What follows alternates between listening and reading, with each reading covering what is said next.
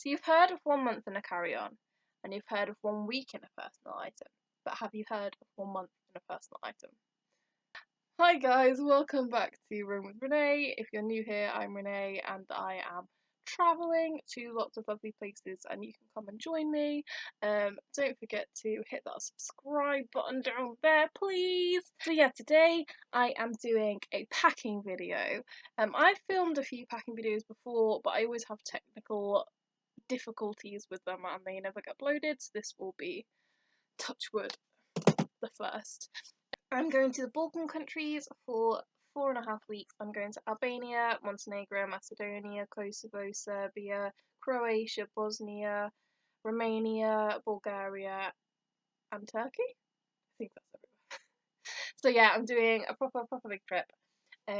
My other backpacking trip was 3 weeks, so this one will be a good bit longer. Most of it I'll be doing solo, but my friend Megan is joining me for the last leg of the trip. If you're wondering what the difference is between a personal item and a carry-on, your carry-on is it usually goes in the overhead lockers. It can be, usually it's like 55 centimeters tall by 40 by 20. My normal backpacking backpack is that height, is 55 centimeters tall. So with the budget airlines that I'll be flying with, you get a personal item for free, but you don't get a carry-on, and the personal item has to go underneath the seats, and that's usually 40 or 45 centimeters tall.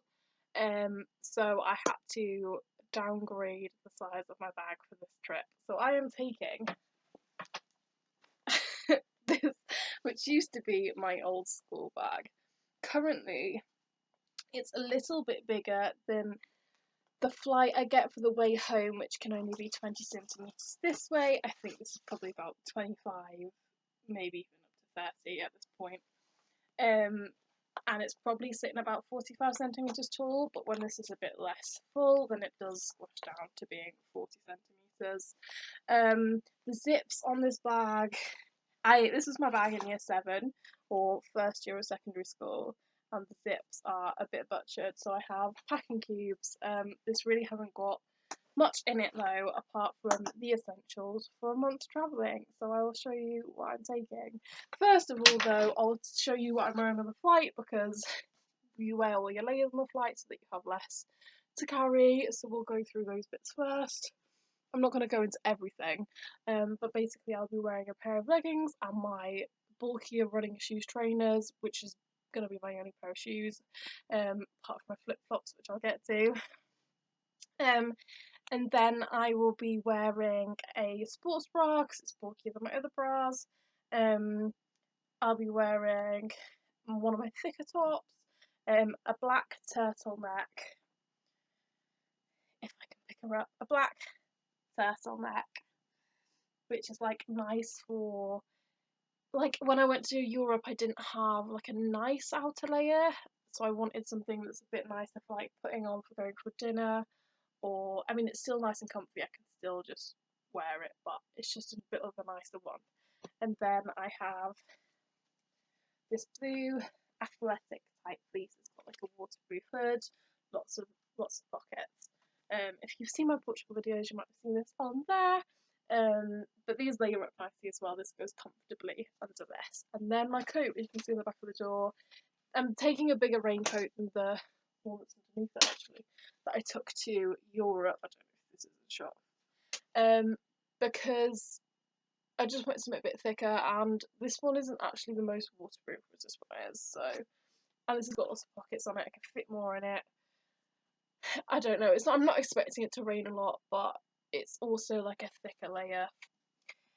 So that's what I'm wearing on the flight.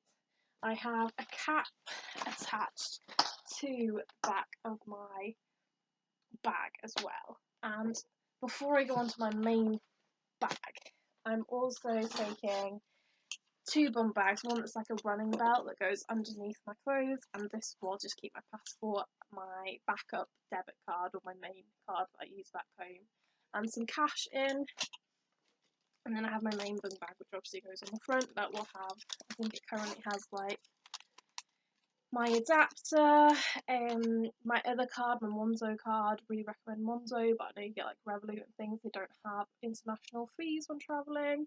I have a very squashed Nutrigrain bar, my camera, my portable charger, a face mask, a pen, and then I'll put like my phone charger in it and my phone as well for travelling. So that's that. And I've got a personal security alarm on here, because I'm travelling solo and it's nice to have a bit of security. So in my bag, I have, let's start over here. Or did I not put anything in this pocket? I didn't put anything in that pocket.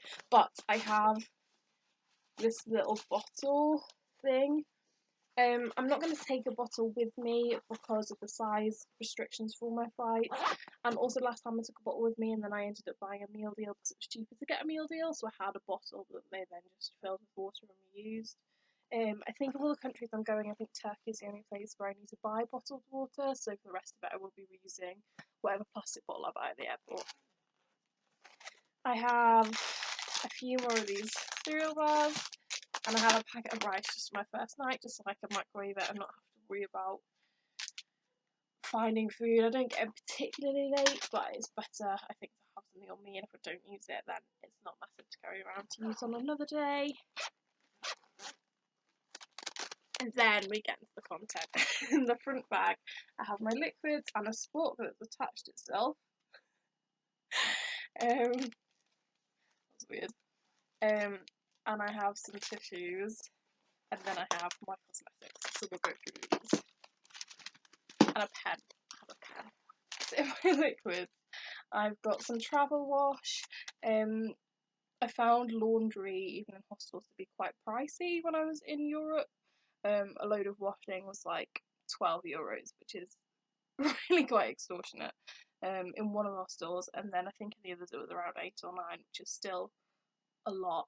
I know, like, if you put the coins in yourself, like, it can be like a £5, which I still think is quite expensive to do a wash load. So I've got this, and I took it with me in Europe anyway and washed like my underwear and my tops in it and put them on radiators when I could. So it's a good thing to carry.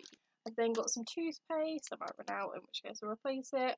I've got some moisturiser that I've decanted. I've got mascara. I've got sun cream. I've got some perfume. I've got sanitizer that's got moisturiser in it, so you don't need both. I mean, you might need both, but I don't need both. I've got some vapor rub because I have asthma, so this is medicinal for me. I have some deodorant, that's just one of the sticks. And then I have some bug spray. I don't know if I'll need this, but in Rome I got so badly bitten by the tiger mosquitoes, so I just wanted to make sure I have something. And then I've got some face wash, which I don't like. I might replace this, but it dries me out a bit. So that's all of my liquids, and I've kept this. This is the bag from Gatwick Airport. I just keep these and recycle it because I don't like to put plastic in the bin anyway, so it's nice just to hang on to it, and then I have a bag that I know in fact I can fit everything into, and then I can just carry it around like this, and it's job done. And then everything else is in here. So I have a spare resealable bag in case I need it. I have a spare face mask. I have a razor. I have an eye mask for buses and hostels. I have some toilet seat covers. This came in a bit of a thick pack, but I just carry a few around with me because I feel like you're not going to use 20. I have some travel sickness bands. And I have some multivitamins. I have some throat sweets that I have from Portugal, but I'm just going to take them because it's better to have them in case you get ill than having to buy them. I have a shampoo bar. I'm taking my most moisturising one because then I don't need conditioner as much. I still will want conditioner, and if somebody has some, or if my hotel has them, then I'll happily use it, but I don't want to carry extra. Like, what I've got is kind of minimal, so I've picked my most conditioning shampoo bar. I've got my toothbrush, I've got earplugs,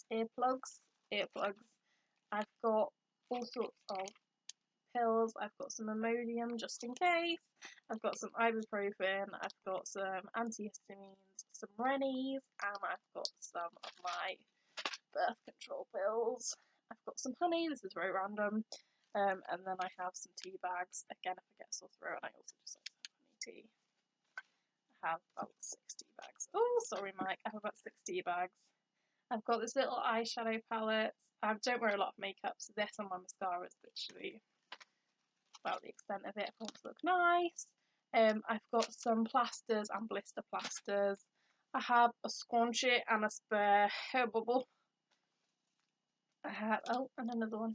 I have some salt in case, I don't know, I get an ulcer or I just, my chips are bland. I've got an eyeshadow brush. I've got some floss.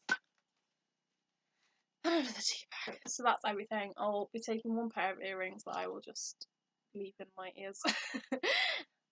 This casual day pack I have, it says casual day pack, I don't know why I called it a casual day pack. It is a fold down rucksack, and it just folds down to this, but it's because, you'll see in a minute, but because most of this is just going to be like a packing cube, I can easily take it out and use this rucksack to go on day trips, but it's nice if I have this and I need extra space for, like, if I buy some groceries and they're not going to fit in here probably, so I can put them in here and carry this one on my front or just in my hand.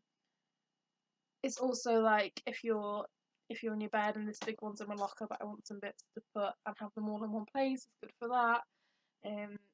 It's good for a number of things as well as day trips, so yeah, I've taken this with me. Last time I also took like a shopping bag, but I'm really trying to be minimal on this trip, so we're just taking the one, and that's the rucksack because it's more practical for outings. I'm taking my hairbrush, it's got a cheeky little mirror on the back. I've got this plastic wallet that will have, it's currently got in a copy of my passport, which is why I showed it very briefly, and my COVID pass as well. But I don't think I need that though, but I've got it in case, and then I'll also put in it, I mean everything, like I print off everything. I'll have my travel insurance in it, I'll have tickets to my buses, probably won't put my hostel ones, I think that's less necessary. But yeah, and then my flights, my boarding passes, of course. So I'll print all that out the day before I go. So I've got all that, and then we're down to just the big cube. So like I say, my zips are broken on my bag, so the more I can fit in here, the better. And you will see that I have in a minute that I have a packing cube within this packing cube just to keep organised. But generally, I've kept everything together. So if my zips do completely break on my rucksack, then I've got this to put my other stuff in, and then I can just carry this. I don't think this would last carrying it around that long, but I just really like packing cubes. I don't know how people pack without packing cubes. If you're trying to take your phone charger out on the train, you just end up pulling your knickers out. It's not the one. So everything in here is mostly my clothes, of course, but then I've got a few more, like, I mean, these are Snickers bar cereal bars. I've got this little cereal bar. I've got my camera charger. I've got a hair bubble. Okay, I've got my towel. I have my flip-flops for hostel showers, for the beach, if I just am lounging around and I don't want to put my big shoes back on. And then so I'm wearing my leggings, and then I have a pair of trousers, these elephant trousers, so, you know, look like a backpacker. And then I have some little shorts for sleeping in, and I have some athletic cycling shorts for under a dress I have, and if it's hot and I want to wear shorts. So I have this packing cube in the bottom. So in here I've got this little packing cube. I'm not going to go through my underwear in detail because I don't think you need to see it. It's all boring and black, trust me. But I have 7 pairs of underwear. I have 7 pairs of socks. I have a bikini. I have an extra bra and pants set that I can also wear as a bikini. It's new. And then I have 3 extra bras, and I'll be wearing my sports bra. They're my shorts. They're very boring. They're both just black. I have, I think it's just tops left to talk about. I have this top that's like an off-the-shoulder black one. It's really flimsy, very thin, dries quickly. I have same kind of situation. This very thin, see-through little top that dries quickly. It's nice for like nights out if I go anywhere. and the same with this one. So these all pack down really nice and small. And I have this top, which I've had for years, but is just like this little vesty situation. This is my sleeping top, just a plain t-shirt. I have this t-shirt, which is a cold shoulder t-shirt. You'll have seen this one in my Europe vlogs, and probably my Portugal ones, I think. This is really thin and really comfy, so I do take it. It's just really easy for packing. And the cold shoulder detail makes it not just a plain black t-shirt. And then I have this dress, you'll have seen this in my Portugal vlogs. This pink t-shirt that I've folded with an elastic band for space saving. This is quite big as well, but it's a nice bit of coverage if it's really sunny because I'm very white. And it's like this peplum. It's really cute. I have an adapter in here. I have a chunky adapter, and then I have a small adapter in my bum bag. And then I have my flip-flops and a wash bag, and that is everything. I want to have a padlock. That is everything that I'm taking to the Balkans with me. Now I've got to try and get it back in my bag, which I'm trying to think if there's anything else I haven't mentioned. I will be vlogging each town and city that I visit, so stay tuned for those. And then I also have another trip coming up 3 weeks after I get back from the Balkans, and it's a biggie, and I'm going to reveal that later. So stay tuned for that one. If you have any questions, drop them below, and don't forget to subscribe.